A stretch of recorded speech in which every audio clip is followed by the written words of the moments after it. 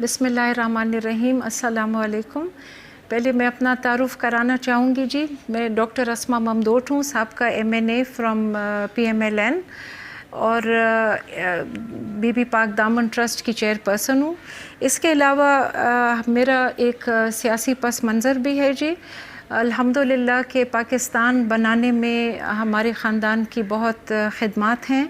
और मेरे दादा नवाब शाहनवाज़ ख़ान ममदोट कायद आज़म के साथी भी थे और हम अल्हम्दुलिल्लाह कायद आज़म के मेज़बान ख़ानदान भी हैं। और जब भी वो लाहौर तशरीफ़ लाया करते थे हमारे घर पे रहा करते थे ममदोट विला में। और इसी तरह उनकी वफ़ात के बाद कायद आज़म ने मेरे ताया नवाब इफ्तिखार हुसैन ख़ान को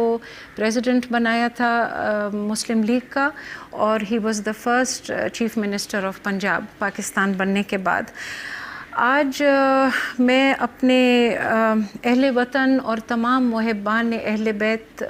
से अपील करने को आई हूँ जी, एक इंतहाई अहम और दीनी मसले के ऊपर,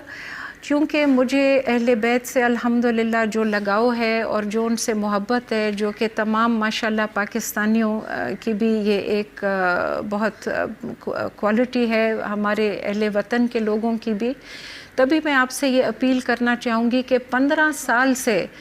जो है मैं बीबी पाक दामन के मज़ार की तोसी और अपग्रेडेशन के लिए कोशिश करती रही हूँ। जब से मैंने अपना सियासी सफ़र शुरू किया तब से ही मैंने बीबी पाक दामन के दरबार की डेवलपमेंट के लिए कोशिश शुरू की। और मैं ये समझती हूँ कि जो अहले बैत की इन शहज़ादियों ने हमें लाहौर के शहर को और इस सरज़मीन को यहाँ उनकी तशरीफ़ आवरी से जो एक इज़्ज़त और शर्फ़ मिला है, हम लोग बहुत ही शर्मिंदा हैं कि हम उनकी वो वैसी मेहमान नवाज़ी ना कर सके जो कि उनके शायान शान था। और मैं समझती हूँ कि ये एक बहुत बड़ा जहाद है कि जैसे शुरू से रसूल अल्लाह सल्लल्लाहु अलैहि वसल्लम और अहले बैत का हक़ छीना गया है, आज तक वही यजीदी दौर के तौर तरीके जो है वो आपको नज़र आते हैं। और बीबी पाक दामन का जो दरबार है वो इस जुल्म और बर्बरियत का अभी भी एक नमूना बन चुका है जी। मैं इस चीज़ में गुजारिश करना चाहूँगी कि अल्हम्दुलिल्लाह 2010 में जब मैं पंजाब असेंबली की मेंबर बनी थी तो ये हमने एक यूनानिमस रेजोल्यूशन पास करवाया था जी। मुत्तफ़िका रेजोल्यूशन है पंजाब असेंबली का, जिसमें पूरे ऐवान ने ये डिमांड किया कि बीबी पाक दामन जो है इसका एक इंटरनेशनल लेवल पे इनके मज़ार को डेवलप करना चाहिए कि ना सिर्फ़ अंदरून मुल्क बल्कि बैरून मुल्क से भी आने वाले ज़ायरीन के लिए यहाँ पे सहूलियात मुहैया करनी चाहिए। तो इस रेजोल्यूशन के मुताबिक हमने फिर अल्हम्दुलिल्लाह जी प्राइम मिनिस्टर ऑफ पाकिस्तान से, पंजाब गवर्नमेंट से और औकाफ के महकमे से एक मेगा प्रोजेक्ट अप्रूव कराया था जो 135 कनाल्स पे मुश्तमिल था। उसको हमने फ़ेज़ आउट किया था 3 फ़ेज़ेस में, फ़ेज़ 1, 2 एंड 3, जिसका फ़र्स्ट फ़ेज़ का PC1 भी मैं आपके सामने आपको भी दिखाती हूँ जी। हमने अब फ़ेज़ 1 अप्रूव हुआ था जिसका ये नक्शा आपके सामने है और ये 35 कनाल्स पे मुश्तमिल था। इसको ना सिर्फ औकाफ के महकमे ने अप्रूव किया बल्कि पंजाब गवर्नमेंट ने, फेडरल गवर्नमेंट ने और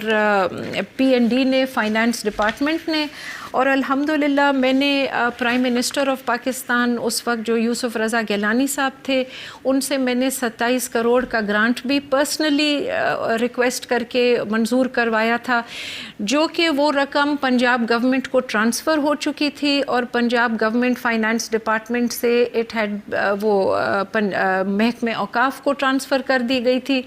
आज तक हमें नहीं पता कि इस करप्ट महकमे औकाफ ने वो फ़ंड्स के साथ क्या किया। ہماری جد و جہد ابھی تک جاری ہے. پہلے تو میں گورنمنٹ کے لیول پہ کرتی رہی، لیکن آج میں اپنا مقدمہ جو ہے محرم کے ان ایام میں، جب کہ رسول اللہ کے گھرانے پہ مسلمانوں نے انتہا کا ظلم کیا تھا، اسی محرم کے مہینے میں اپنے تمام اہل وطن اور تمام محبان اہل بیت سے اپیل کرنا چاہوں گی کہ خدا را میرے ساتھ وہ اپنی آواز بلند کریں. اور میں اپیل کرنا چاہوں گی صدر پاکستان کو اور وزیر اعظم کو، چیف منسٹر کو اور وزیر اوقاف کو، کہ جنہوں نے خود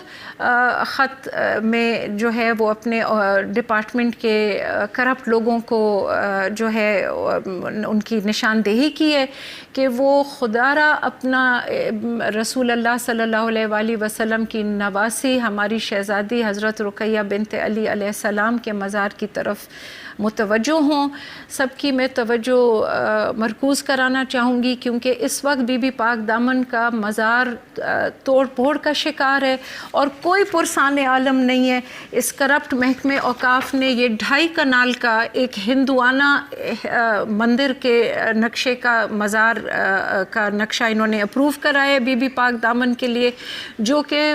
تمام محبان اہل بیت کو یہ نامنظور ہے. یہ کہیں سے بھی اسلامی طرز کا ڈیزائن نہیں ہے. ہم اس کو ریجیکٹ کرتے ہیں، اور میری تمام اہل وطن سے اور اپنے عوام سے اپیل ہے کہ وہ میرے ساتھ ہم آواز ہو کے اس کو ریجیکٹ کریں. اور جو کہ گورنمنٹ آف پاکستان نے ایک اسلامی طرز کا بنا ہوا بہترین خوبصورت نقشہ جو پہلے سے اپروو کیا ہوا ہے، جو ان کے شایان شان ہے، وہ اس کی امپلیمنٹیشن پہ میرے ساتھ آواز بلند کر کے اور حکومت سے ہم التجا کرتے ہیں کہ اس کی امپلیمنٹیشن کرائی جائے اور اس نقشے کو ریجیکٹ کیا جائے،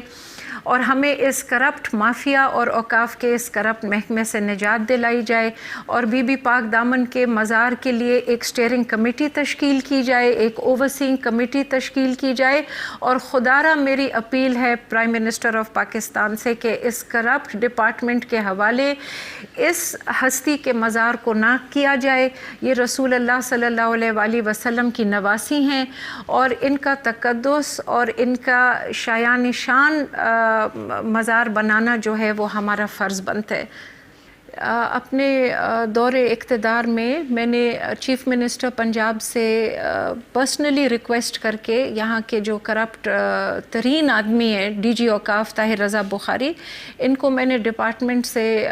ٹرانسفر کروا دیا تھا. 2 سال کے جب کہ یہ محکمے میں نہیں تھے، اس دور میں بی بی پاک دامن دربار کے خاصی پیش رفت ہوئی تھی ہمارے اس پروجیکٹ کی، لیکن یہ پھر اپنی سفارشیں کرا کے پھر